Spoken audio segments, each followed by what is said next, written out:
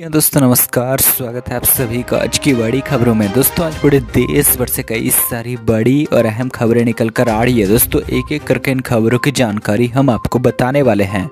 दोस्तों उससे पहले आप सभी को बता दें, अगर अभी तक आपने इस चैनल को सब्सक्राइब नहीं किया है तो चैनल को सब्सक्राइब करें, साथ में दोस्तों बेल आइकन को जरूर दबाएं। तो चलो दोस्तों पहले अपडेट की बात करते हैं। मोदी सरकार का बड़ा ऐलान, 7 लाख घरों को देगी फ्री डिश टीवी की सौगात, खुश हो उठे लोग। जी हाँ दोस्तों, केंद्र सरकार न्यूज और मनोरंजन चैनल दूरदर्शन यानी डीडी को ऑल इंडिया रेडियो की हालत में सुधारने के लिए 2539 करोड़ रुपए खर्च करेगी। यह फैसला कैबिनेट की बैठक में लिया गया है। दोस्तों आपको बता दें, broadcasting infrastructure and network development के तहत सरकार की मंशा लोगों तक सही समाचार, शिक्षा और मनोरंजन पहुंचाने की है। बता दें कि BIND को सरकार की आर्थिक कार्य समिति ने साल 2021-22 से साल 2025-26 तक के लिए जारी किया है। सरकार ने कहा है कि इसके जरिए कई अप्रत्यक्ष रोजगार के भी अवसर प्राप्त होंगे।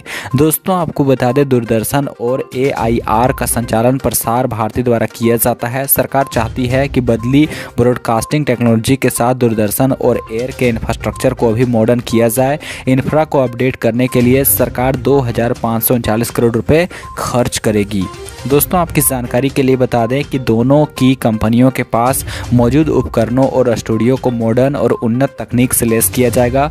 ब्रॉडकास्टिंग को स्टैंडर्ड डिफिनेशन से हाई डिफिनेशन में किया जाएगा, यानी दूरदर्शन पर वीडियो की क्वालिटी अब और बेहतर हो जाएगी। साथ ही पुराने ट्रांसमीटर्स को बदल दिया जाएगा। सरकार नए FM ट्रांसमीटर लगाएगी और पहले से मौजूद FM ट्रांसमीटर को अपग्रेड किया जाएगा। ये अपग्रेड विशेषकर सीमावर्ती क्षेत्रों और राजनीतिक और रणनीतिक रूप से महत्वपूर्ण क्षेत्रों में किया जाएगा। दोस्तों आपको बता दें, सरकार देश के सुदूर सीमावर्ती और जनजातीय इलाकों में लगभग 7 लाख DD की फ्री डिश लगवाएगी। तो चलो दोस्तों अगले अपडेट की बात करते हैं। आधार कार्ड मान्य है या फिर नहीं, आसान शब्दों में जानें। जी हाँ दोस्तों, कोई सरकारी काम करवाना हो या फिर गैर सरकारी, इनमें आपको कई तरह के कागजात और दस्तावेज लगाने पड़ते हैं। इनमें ration card, voter ID card, pan card जैसे अनेकों दस्तावेज होते हैं, पर आज के समय में सबसे ज़्यादा जरूरी दस्तावेज है आपका आधार कार्ड। बैंक में खाता खुलवाना हो या फिर सिम कार्ड लेना हो आदि, आधार की ज़रूरत लगभग हर जगह पड़ती है। वहीं जब से देश डिजिटल की तरफ बढ़ा है, तब से लोग आधार कार्ड का भी इस्तेमाल बढ़ चढ़कर कर रहे हैं। पर इन सब के बीच लोगों के मन में ये सवाल चल रहा है कि क्या आधार कार्ड वैध है या फिर नहीं। ये जान लीजिए कि आधार है क्या। दरअसल ये आपके आधार की एक इलेक्ट्रॉनिक कॉपी है, जिसे आप अपने कंप्यूटर या फिर मोबाइल आदि में रख सकते हैं। ये पासवर्ड से सुरक्षित होता है। दोस्तों आपको बता दें, अगर आप आधार मुफ्त में डाउनलोड करना चाहते हैं तो इसके लिए पहला तरीका तो ये है कि इसमें आपको आधार नंबर चाहिए होता है, जिसकी मदद से आप अपना आधार डाउनलोड कर सकते हैं। जबकि आधार डाउनलोड करने के 2 और तरीके हैं। इनमें दूसरे तरीके में आप एनरोलमेंट नंबर की मदद ले सकते हैं। जब आपने आधार कार्ड बनवाया होगा तो आपको एक स्लिप मिली होगी जिसमें ये नंबर होता है। वहीं तीसरे तरीके में आप वर्चुअल ID की मदद से भी अपने आधार को डाउनलोड कर सकते हैं।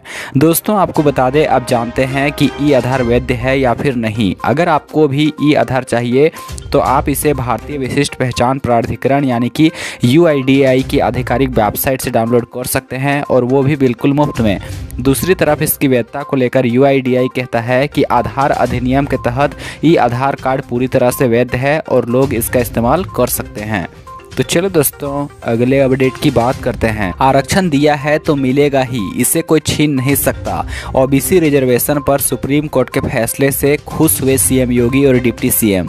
जी हाँ दोस्तों, नगर निकाय चुनाव में OBC आरक्षण को लेकर सुप्रीम कोर्ट की तरफ से यूपी सरकार को बड़ी राहत दी गई है। सुप्रीम कोर्ट ने इलाहाबाद हाई कोर्ट के उस आदेश पर रोक लगा दी है जिसमें बिना आरक्षण के 31 जनवरी से पहले चुनाव कराए जाने की बात कही गई थी। इस फैसले के बाद अब उत्तर प्रदेश सरकार के मंत्री और खुद मुख्यमंत्री भी खुश नजर आ रहे हैं। CM योगी आदित्यनाथ ने सुप्रीम कोर्ट के फैसले का स्वागत किया है और कहा है कि OBC आरक्षण लागू करने के बाद यूपी में निकाय चुनाव कराए जाएंगे। दोस्तों आपको बता दें, मुख्यमंत्री योगी आदित्यनाथ की तरफ से ट्विटर पर फैसले को लेकर खुशी जताई गई। उन्होंने अपने ट्वीट में कहा है कि माननीय उच्चतम न्यायालय द्वारा उत्तर प्रदेश में नगरीय निकाय चुनाव के संबंध में दिए गए आदेश का हम स्वागत करते हैं। माननीय उच्चतम न्यायालय द्वारा दी गई समय सीमा के अंतर्गत OBC आरक्षण लागू करते हुए उत्तर प्रदेश सरकार निकाय चुनाव संपन्न कराने में सहयोग करेगी। तो चलो दोस्तों अगले अपडेट की बात करते हैं। जम्मू कश्मीर के 2 जिलों में सीआरपीएफ के 1800 से अतिरिक्त जवानों की होगी तैनाती, केंद्र का फैसला। जी हां दोस्तों, केंद्रीय रिजर्व पुलिस बल राजौरी के जिले में हाल के आतंकी हमलों में नागरिकों की हत्याओं के मद्देनज़र अतिरिक्त 18 कंपनियों यानी कि 1800 से ज़्यादा सैनिकों की जम्मू और कश्मीर में भेजेगी। दोस्तों आपको बता दें, सूत्रों के मुताबिक सैनिक पुंछ और राजौरी जिले में तैनात किए जाएंगे। जम्मू कश्मीर के राजौरी जिले में 2 आतंकवादी घटनाओं में 2 नाबालिग चचेरे भाई बहनों सहित 6 लोगों की मौत हुई थी। दोस्तों आपको बता दें, न्यूज एजेंसी ANI के मुताबिक सीआरपीएफ की 8 कंपनियां जल्द ही जम्मू कश्मीर में तैनाती जगह के नज़दीकी स्थानों से तैनात की जाएंगी, जबकि सीआरपीएफ की 10 कंपनियां दिल्ली से भेजी जा रही हैं। तो चलो दोस्तों अगले अपडेट की बात करते हैं। कोरोना महामारी का असर, जनवरी 2020 के बाद 1.4 करोड़ लोगों ने गंवाया रोजगार, CMIE का आंकड़ा। जी हां दोस्तों, देश में रोजगार के मोर्चे पर भले ही सुधार देखा जा रहा हो, लेकिन इसको कोविड पूर्व स्थिति में पहुंचने में अभी भी वक्त लगने वाला है। एक आंकड़े के मुताबिक जनवरी 2020 में जितने लोगों के पास रोजगार था, अक्टूबर 2022 में उसके मुकाबले 14 मिलियन या फिर 1.4 करोड़ कम लोगों के पास रोजगार था। ये आंकड़ा केडा CMIE बुलेटिन के मुताबिक आया है। इस आंकड़े में 45 लाख कम पुरुष और 96 लाख कम महिलाओं का हिस्सा है। दोस्तों आपको बता दें, इस आंकड़े को संकलित करने और प्रकाशित करने का काम Ashoka university, centre for economic data and analysis और centre for monitoring Indian economy ने संयुक्त रूप से किया है। तो चलो दोस्तों अगले अपडेट की बात करते हैं। कर्नाटक में क्या है बीजेपी का मेगा प्लान, इन समुदायों पर है खास फोकस।